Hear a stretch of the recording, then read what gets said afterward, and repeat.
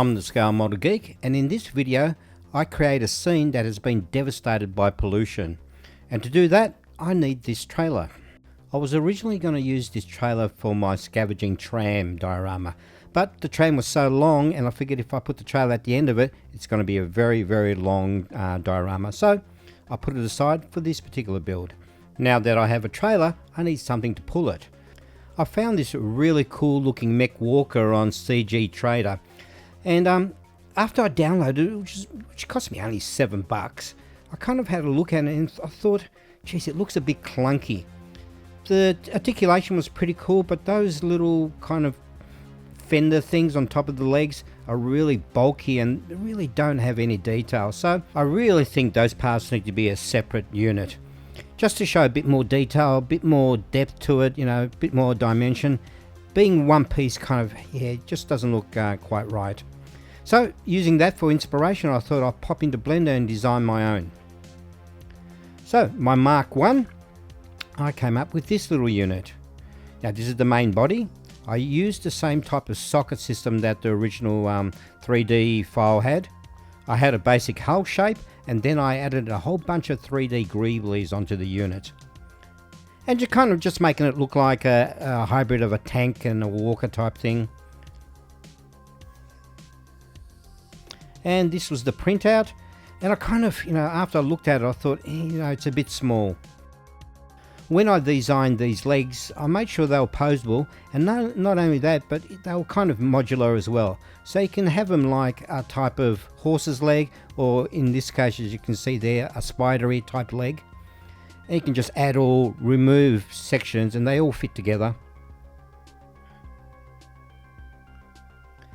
But the joints were a bit complicated, a bit hard to align with the pin, so I ended up simplifying them. You'll see that a little bit later. And they just kind of broke as well. Now you see the difference in sizes. The body definitely had to be bigger because the legs were just too big for the rest of the size of it. With that all sorted out, it's time for construction. And look at the size of the box for what's actually in there. Ah, what a waste. And they did this funny thing where they created the sprue there and they just chopped it in half and threw it in the box. I don't doubt it was all about making it more cost effective. Now I need to start putting it all together, and of course chopping them off the sprue and using a bit of Revell liquid glue. The detail in this mini art model is really nice. It's a simple build, there isn't that many parts, it's a pretty small item. In fact, it probably took me only about 2 hours to put it all together. Mini art really made sure you got a lot of detail. For instance, this leaf suspension system on the front and back, they could have easily made it in one part, but they decided to make it in about 4 different pieces. And with that type of thinking, you end up with some really highly detailed parts. I'm a fan of mini art actually. I've only recently discovered them. This is the seat for the front of the trailer, and in retrospect I probably shouldn't have used it. It really didn't need it. All the parts in this kit came together really well. Didn't have any issues whatsoever. The only thing I didn't like are these wheels. They're just, you know, 2 halves put together. Would have liked to have seen some rubber tyres on there. Nevertheless, still look good. Now onto the walker. You can see all my new parts, and you can see the joints there have been redesigned. Now originally going to use the spider configuration, but they turned out to be way too long for this particular idea. So I ended up using the 2 ends and left out the middle, and the pins just slid straight in. The good news is you can actually get this Mech walker on CG Trader. So I'll leave a link in the description for you, so if you want to purchase yourself one and have a bit of a play, you're welcome.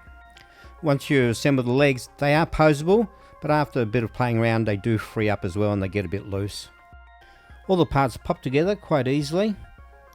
With the socket joints, they are a bit tight when you put them together initially. Just wiggle them around and they do loosen up, and they end up working really well. And there's my walker, looking great. Really like that. At this stage of the build, I do need to lock in the pose. Once that is done, I can then proceed to the next step. And it was at this point that reminded me of the amazing talented animators who posed the AT-AT walkers in The Empire Strikes Back. Very meticulous job. To help with the posing, I found this really cool video of a dog walking. And it shows you step by step how the legs are posing, and I use that as reference for mine. With the legs all locked into place, I then gave it an undercoat with some grey primer. I was kind of on the fence with this bumper because it kind of looks like a bit like a VW Beetle. To sell the mechanics of the walker, I need to add some pistons to the bottom of the legs. So here I'm just grinding out some divots. I've added some ball joints into the 3D files, and just a matter of grinding out a little, like I said, divot, and then combining those balls and some brass and aluminium rods to create the pistons. The brass rod's a bit hard to cut, so I've got this tube cutter then I use, and for the aluminium, just a hobby knife. That seemed to work quite well, though it did blunt it a bit. The metal rods that you use, one must be able to slide inside the other. The aluminium rod that I had on hand was a little bit small, so it was a bit wonky. Each ball had its own separate support, so when I snipped them off, I just made sure I had a little bit of the support still on there, and that just made gluing it to the brass rod a lot easier. For the other end, I left the ball on the support, and as you can see, and just threw a little hole, and this made it a lot easier to handle. And then a bit of super glue to keep everything in place. And look at that, my own little piston. And they pop straight in, and because they were adjustable, I was able to add the pistons on all 4 legs quite easily, with a bit of help from some super glue. Look at that, looks so good. Off camera, I gave it a coat of some grey primer. What I was thinking for this particular spray job, I might give it that industrial look and paint it a yellow, and do a whole lot of rust on it as well. I want it really beat up. Now if it looks a bit glossy to you, well, it is. The reason I did that is because I'm using some of these custom decals that I designed in Photoshop and then printed through my laser printer on this clear decal paper. I designed some extra ones just to give me a few options for me when I start applying these decals.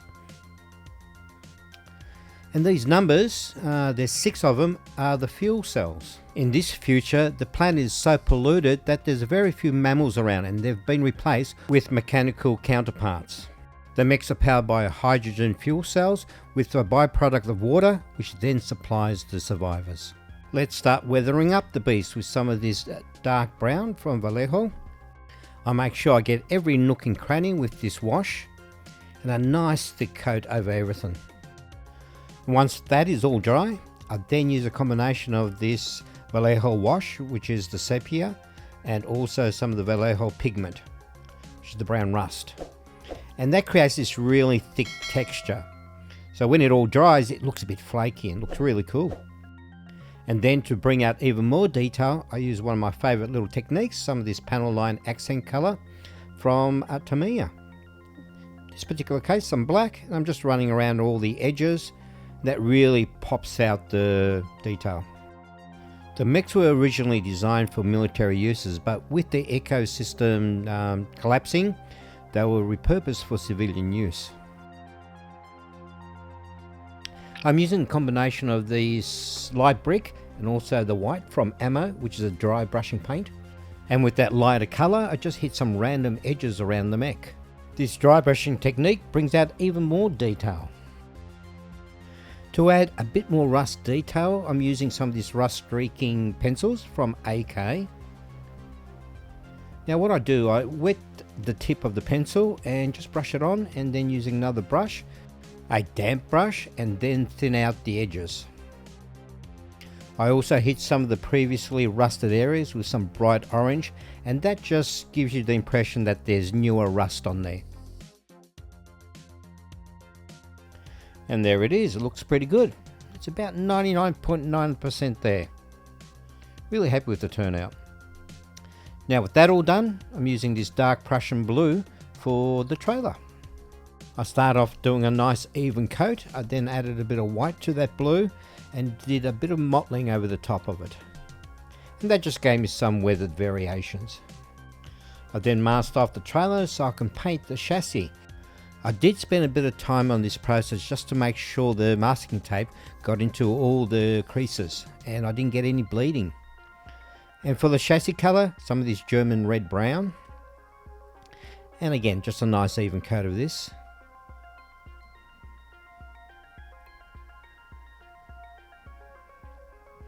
And surprise, it came up really well and I didn't get any bleeding at all.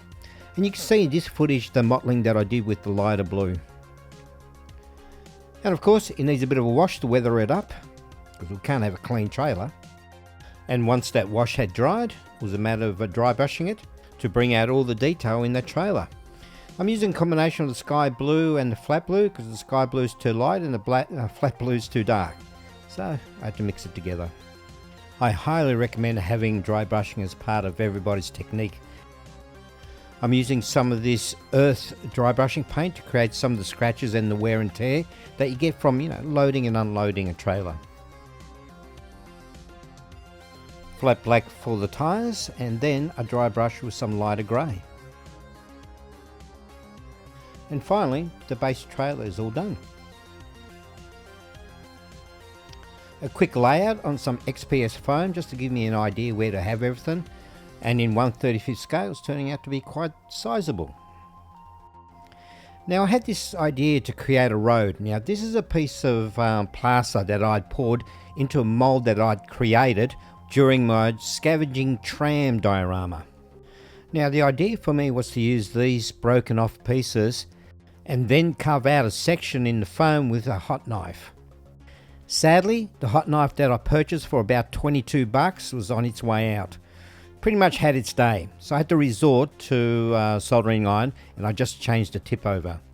This took a bit of time. I did a bit of carving, then put the piece in there, adjusted it, did a bit more carving until I got it right.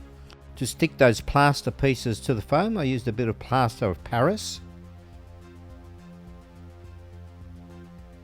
and kind of level it in to get it close as I possibly can, then filled up the edges.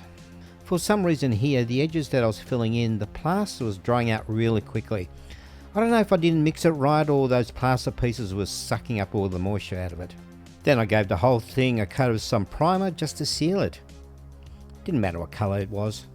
For the base colour of the ground, I'm using some of this light green, and I'm just mottling it on there, just so when I put the grass on there it's got a base colour. And this is when I realised, I need to add some bricks to the edges of that little pond area. All I did here was just carve out some sections, just big enough to add some bricks in there, and this chisel bit to pop it out. I used a bit of PVA glue, and probably not the greatest choice here, because every time I tried to adjust everything it just stuck to the tweezers. Took a bit of playing around. This barbarian flesh colour I'm using for the second half of the diorama base. Now the reason I'm doing a green and a beigey colour is to signify the ground dying. Our travellers are escaping the polluted areas and moving to greener pastures. I gave the road a base coat of black, and then once that was dry I picked out some of the bricks with some various colours. I started off with some light grey, which turned out to be a bit of a mistake. It was way too light. I then added some red brown as well, and I mixed that in with some of the dark grey, and some of those light bricks I went over with the red brown. And then to unify and knock back all the colours, I used some of this dark rust. A quick spritz of some water just to help the wash go through all the bricks a lot easier. And I also added some of this streaking grime just to break up the colours even more.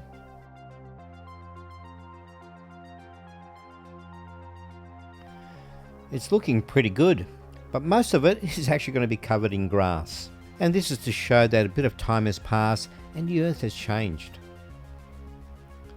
This is some 4mm static grass, and it's a dark green. Now to stick that to the base, some PVA glue, and it's quite heavy to make sure there's plenty there for the grass to stick to. Maybe too heavy. And the good old static grass applicator. And this is the Pico brand. Then I moved to the other end of the diorama with the much drier looking grass. Now to add a bit of variation in the lengths, I'm using some of this longer grass. To get these longer pieces of grass to stick upright, because they're going to be fairly long, I did need to drill some holes into the base. Took a bit of effort because it's all plaster. bit of PVA glue once again, and a small tuff, and I chopped off the edge and pushed it in. And once that dried, the glue went clear. Again, to add a bit more variations, I've got these small tufts that I purchased. In the diorama scene, the pollution had caused a deadly ecosystem that started to spread across the planet. They could no longer stop it, they could no longer fix it, it just kept on spreading.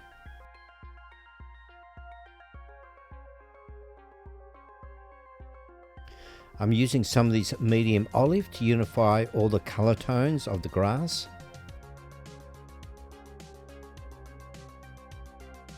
And this sand or ivory for the areas that are dying off.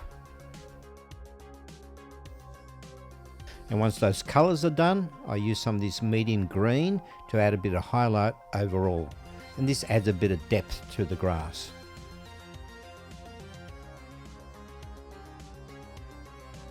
I found this hobby pen, which is the perfect size to use as my drain pipes in my little polluted pond. I just chopped it down to size and then gauged off the edges just to simulate the rusted, broken areas. Using an old brush handle, pierced a little hole and then pushed the little pipes in. To paint those pipes, I start off with a base coat of this gunmetal grey. A nice even coat, and before I forget, a quick dry brush of the base with some light brown. Then some of this basalt grey, and I'm just using a sponge to create a slightly uneven finish to it. I don't want to totally cover it. Then some saddle brown is my first portion of the rust, again with the sponge. Followed by some of this orange brown. I did mix the bottle. And then the final touch, some of this sepia and the brown iron oxide pigment, just like I used earlier. And I just dabbed that on with an old brush. Now I do want to create some murky water at the bottom of that pond, so to seal everything I'm using some of this clear UV resin. Now I'm giving it a nice even coat over it and then hardening it with a UV torch. This should protect the foam from when I pour the resin later on. Now it's time to get all the accessories ready for the diorama. First one was a pallet to go in the bottom of the pond, as well as these garbage bags. We're going to throw a table into the pond as well. These are some of the barrels that will go in the back of the trailer. I've got some red ones and I'll have some green ones. This is a stack of timber that I made just from balsa wood. Paint them with a light grey and just give them a wash of some black and brown.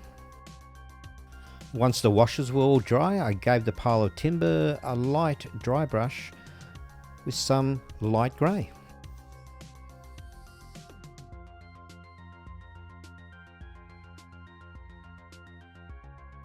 And of course all the other accessories need to be dirtied up and weathered with washes, some browns, some blacks. 3D printing has been such a game changer for me. It's given me the ability to add so many accessories to my dioramas. And once I've got the file, I can just print models of everything. It's also given me the ability to create my own designs from scratch. For most of the pieces, I started off using some 2-part epoxy adhesive. And once I'd put all those into place, I realized I need more stuff. So I printed up a whole bunch of bricks and started filling up the spaces. Now the bricks I printed, I painted some greys, some brown, and various shades of browns actually. And to hold them in place, I used some of this diluted white glue or PVA glue with a couple drops of dishwashing liquid in there to break the water tension. And there it is, all dry and ready to go for the next step. Off camera, I stuck that piece of acrylic to the side with some silicone, and that should keep our resin in place. I'm using some of this 2-part epoxy resin. It's 2-to-1 ratio, 2-part epoxy, 1-part hardener, and I needed a total of about 150 ml. So 100 ml of the resin and 50 ml of this hardener. A nice mix, not too vigorously, because it'll create some bubbles. And I added some of this dye to the mix to give me that murkiness. In retrospect, I probably should have added a couple more drops. I did add only 2. I probably would have preferred a bit more murkiness. I'm pouring it straight onto this paddle to stop any bubbles forming. And slowly building up the height.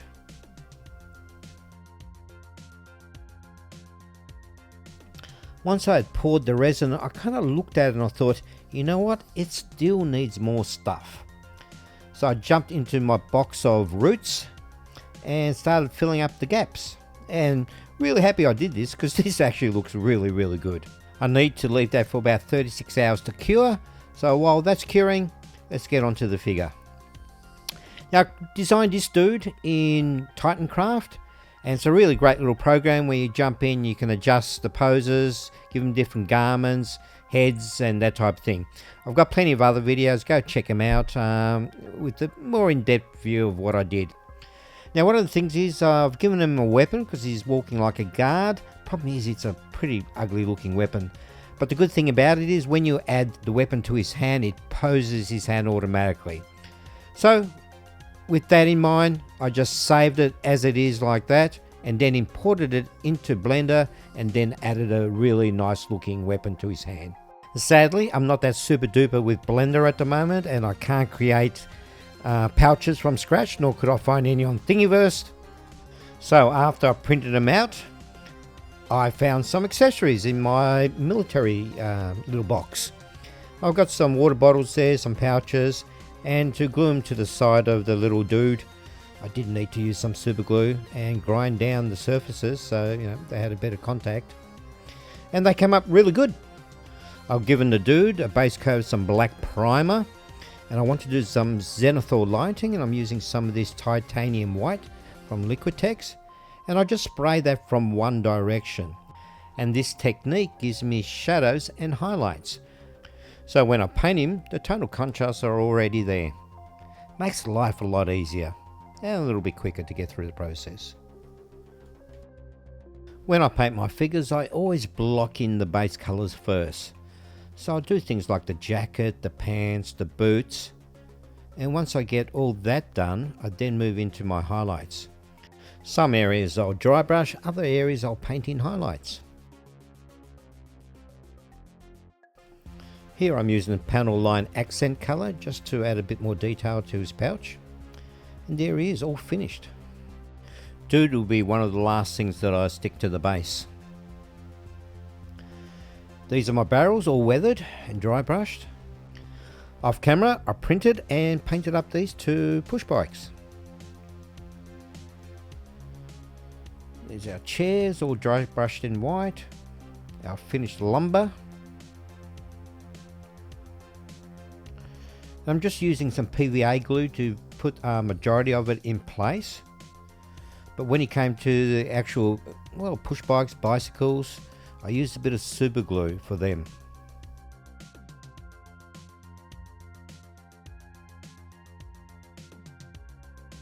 I also printed up and painted some tools. I've got some shovels, sledgehammers, and then I realized I almost forgotten something. I need to make the framework for the trailer that connects from the trailer to the walker. For that I'm using some 0.81mm brass wire and I'm just bending it to shape. It's really soft and easy to manipulate, and just super glued those cross frames there, or those cross pieces. Painted all black, gave it a bit of the weathering as well, a bit of a wash, and then moved on to the front bumper. I added some costume chain and then stiffened it with some diluted PVA glue. And right about here, my 36 hours was up, and lo and behold, my resin pour actually worked. I didn't have any issues. I was shocked with how well it came out, considering my history with resin pours. Go and check out my zombie shark build, you'll see what I mean. Now with my final layout properly worked out, it was time to glue everything into place. For the walker, I used some 5-minute araldite, which is the 2-part epoxy glue. And the same thing for the trailer. some super glue for the dude. And to combine all the elements to the diorama, I ground up some pastel chalk on some sandpaper. I then used a toothbrush to get it out of the sandpaper, and then an old paintbrush. I then applied it to all the areas that contact with the ground. So on the wheels, on the chassis, on the boots of the dude, and also the feet of the mech. The pastel chalk just unified everything together to make it look like they were all in the same scene. You know what? It's come up really well. I'm happy with it. I hope you enjoyed the video. I think it's time to watch the hero videos. Thanks for watching.